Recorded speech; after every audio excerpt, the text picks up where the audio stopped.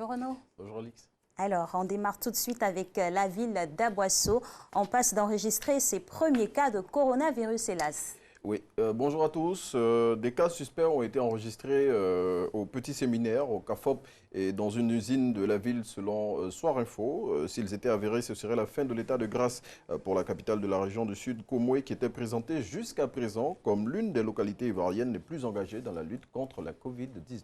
Et on ne le dira jamais assez, il faut rester toujours vigilant sur tout le territoire. La presse paie un lourd tribut quant à la pandémie à Covid-19. Oui, au moins 127 journalistes actifs sont morts au cours des 3 derniers mois à cause de la Covid-19.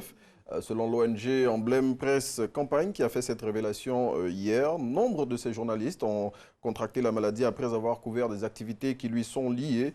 Toujours selon cette organisation qui souligne que le nombre réel de professionnels de la communication tués dans la pandémie pourrait être plus élevé car de nombreux cas n'ont pas été enregistrés et ces décès sont répartis entre l'Europe, l'Asie, l'Amérique du Nord et l'Afrique. Et on s'incline respectueusement sur les mémoires de nos confrères. Plafonnement des prix des denrées de grande consommation, le gouvernement démarre la phase de sanctions. Oui, après plus de 3 semaines de sensibilisation, les autorités ivoiriennes ont décidé d'aller en guerre contre les commerçants qui ne respectent pas le décret plafonnant le prix de certains produits de grande consommation tels que le riz, la viande, l'huile ou encore le sucre. Selon Fraternité Matin, dans le cadre de cette opération qui démarre aujourd'hui, les contrevenants risquent une amende allant de 100 000 à 50 millions de francs CFA. À lire dans le Jour Plus de ce mercredi 3 juin 2020, un dossier sur les difficultés de certains acteurs culturels en cette période de crise.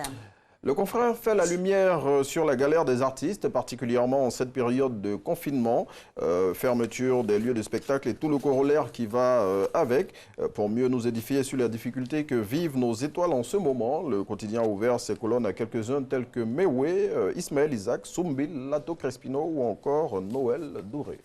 La communauté musulmane de Côte d'Ivoire a un nouveau guide, on le sait. Depuis le 29 mai 2020, Cheikh Aïma Mamadou Touré, le chef suprême des musulmans de Côte d'Ivoire, l'intelligent d'Abidjan dans son édition de ce jour, dresse le portrait de l'homme qui dit mesurer pleinement la grande responsabilité qui lui incombe désormais. Le confrère livre aussi les confidences de certains imams qui révèlent ce qui a milité en faveur du successeur de Cheikh Aïma Boakari Fofana qui a été rappelé à Dieu, on se le rappelle, le 17 mai 2020. Et nous souhaitons bon vent, bien sûr, au nouveau Cheikh Aïma. Alors, le matin s'intéresse à la prochaine convention du plus vieux parti de Côte d'Ivoire. Oui, et surtout aux 75 millions de cautions demandées aux candidats à l'investiture du parti pour la présidentielle de 2020. À ce sujet, le confrère dit ne pas comprendre que le doyen des formations politiques ivoiriennes fixe ce montant pour ses primaires après s'être opposé aux 50 millions exigés comme caution pour la prochaine présidentielle. Il faudra y être tout simplement à la convention pour avoir les tenants et les aboutissants. Bien évidemment. Le décès mystérieux de plusieurs personnes à Djaïkoubé continue de faire des choux gras de la presse. Qu'est-ce qui se passe? Oui, nous en parlions hier. 7 personnes sont mortes après avoir mangé le chat d'un féticheur. Cette histoire continue d'alimenter la presse et les conversations dans ce sous-quartier de la commune de Port-Bouët. Allopolis, qui en fait sa une de cette semaine, révèle que l'unique survivant de cette affaire est devenu aveugle et que le féticheur dont le chat est à l'origine de ce drame est introuvable. Comme quoi, tous les Grégois ne sont pas comestibles. C'est aujourd'hui que la dépouille de l'artiste Ens Kofi arrive à Abidjan. Oui, décédé le 8 mars 2020 aux États-Unis. C'est ce mercredi matin que le corps du créateur du Zogodan Zoué arrive en terre ivoirienne. Comme il avait souhaité de son vivant, Ernest Kwadio Kofi, de son vrai nom, sera inhumé sur les terres de ses ancêtres à Daoukro. Pour l'heure, la date et le programme des obsèques n'ont pas encore été communiqués.